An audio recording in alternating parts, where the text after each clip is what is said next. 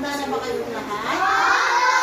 Okay, so, ang ikukwento ko sa inyo, o ang babasahin kong kwento, awis. Ano nga? Awis! Okay, so, ito ay sinulat ni Melanie Sumalang. Sino ang sumulat? Mary! Sumalang! So, itong kwento ito ay tungkol ito sa kanilang pinuno. Sino kaya ang kanilang pinuno?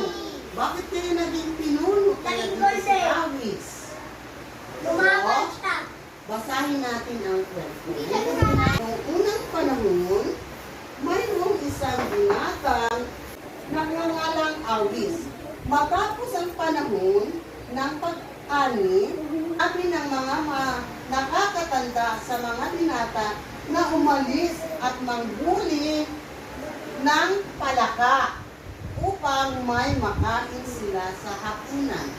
So, yung palaka ang kanilang magiging ulam. Na yan ay palakang bukid. Pwede yung kainin. May taga-ibang lugar dito sa atin sa Pilipinas, yung palakang bukid ay hinuhuli at yun ay kinakain. So, lahat ng mga binata ay titipon-tipon at nagsasabing rutut. Ngunit sabi ni Awis, huwag ayaw kong pumunta roon, sa halip ako ay pupunta sa Pakijul, sa bundok ng Mahanghang Rat. Okay. Sa bundok ng Mahanghang Rat. Nang dumating si Awis sa Pakijul upang maghanap ng ilang palaka, ang tanging nakita niya ay ang maliliit at napakahabang palaka. At naatsaw sa halip na ang mga malaking palaka tuwa na kadalasang kinakain ng mga kalalakihang itsaw na. So, ang malaking palaka ang kanilang dapat kinakain. Nagpusto ko lang si Awis. Nabon ni Awis ang palaka, ngunit ito ay talon ng talon, kaya hindi niya ito nahuli. Tumalon ang palaka sa isang kuwang malapit sa mga bato. Dahil natakot yung palaka, nagtago doon sa malaking bato. Pero sinundan pa rin siya ni Awis. Sinundan ni Awis ang palaka at pumasok sa puwang na bato. Nang siya ay nagsumiksik upang makapasok, nagulat siya nang makita niya ang isang matandang lalaki na naglilinis ng yantok sa isang kuweba sa loob. So, saan napunta ang palaka? Kuweba! Okay, doon siya ang palaka nakarating sa kuweba. Nung makapasok ng kuweba si Awis, sino ang nandoon sa loob ng kuweba? Okay, matandang lalaki. Tinanong ni Awis kung nasaan nagpunta ang palaka. Ang sagot ng matanda, pumasok ito sa banga.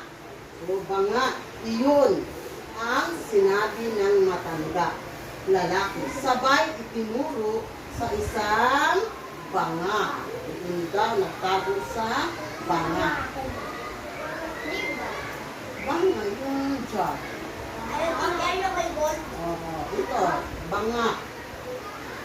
Okay? Next. Ito yung banga. Kaya, pinuntahan ni Awis ang kinaroroonan ng banga at pinasok ang kanyang kamay sa loob ng banga. Sa kanyang pagkamangha nang alisin niya ang kanyang kamay sa banga, ito ay nabalutan ng ginto. kaagad niyang itinago ang kanyang kamay. Bakit? Ano ang meron sa kamay niya? Ito! Okay, so bakit niya tinago ang kanyang kamay? Ay, ito ang kamay niya. Okay, dahil baka makita ng matanda na ang kanyang kamay ay naging ginto. Okay. Okay, handa pa bang makinig? Nang makita ng matandang lalaki ang ginawa niya, itinanong niya ito, bakit mo itinago ang inyong kamay? Sinabi ni Awis na nasugatan ito at ito ay dahilan kaya itinago niya. Ngunit alam ng matandang lalaki kung ano ang nangyari sa kanya. Pinilit ito ni Awis na maitago at naisabi rin niya ng nangyari sa kanyang kamay. So, gusto man sabihin ni Awis na wala, pero alam na ng matanda ang nangyari sa kamay. Kaya, sinabi na lang ni Awis ang totoo. Okay. So, sinabi na ni Awis, so ano kaya ang nangyari nung sinabi ang totoo? Tinanong ng matandang lalaki si Awis kung gusto niya na ang kanyang ginto ang buo niyang katawan. So ano kaya ang sagot ni Awis nung tinanong ng matanda? Kung gusto mo, hindi lang kamay ang magkaroon ka. Gusto mo ba ng lahat ng kamay mo ay magkaroon ng ginto? Anong sagot kaya ni Awis? Okay. Ang sagot ni Awis dulas na, gusto ko. Kaya, ibinuhos ng matandang lalaki ang lahat ng ginto na nasa loob ng banga. So, buong katawan ni Awis ay natakpan ng ginto. So, buong na niyang katawan kumikislap na dahil sa ginto. Okay, so, sinabihan na siya ng matanda. Matapos ay sinabihan ng matandang lalaki kay Awis na, sige, umuwi ka na. So, pinauwi na si Awis sa kanilang lugar. Okay. Umuwi si Awis sa pamagitan ng daang ginamit niya patungo roon. Nang nasa bundok, matiyang-tiyang na siya, lahat ng mga tao ay gulat na. Sino ang lalaking ito? Humihinang ito ng gusto. Marahil siya ay isang Diyos, ang sinabi nila. So, namangha sila sa katawan ni Awis. Okay. Sinalubong ng lahat ng Itsangnaw si Awis. So, ang lugar ni Awis ay Itsangnaw. Tinanong siya ng lahat, anong nangyari sa iyo? Saan mo nakuha ang ginto? Isinalaysay ni Awis ang nangyari. Okay. Sinalaysay niya.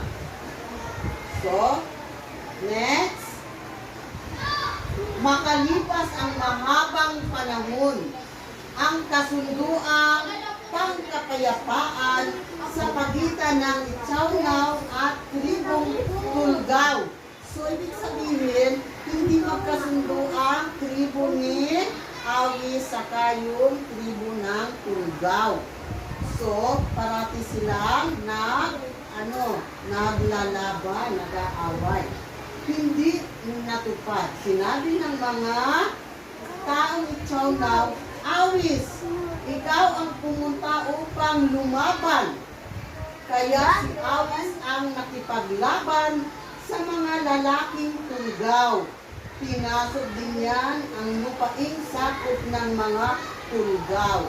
So, sino lang ang pumunta sa tribong Tulgaw? Okay, siya ang makipaglaban.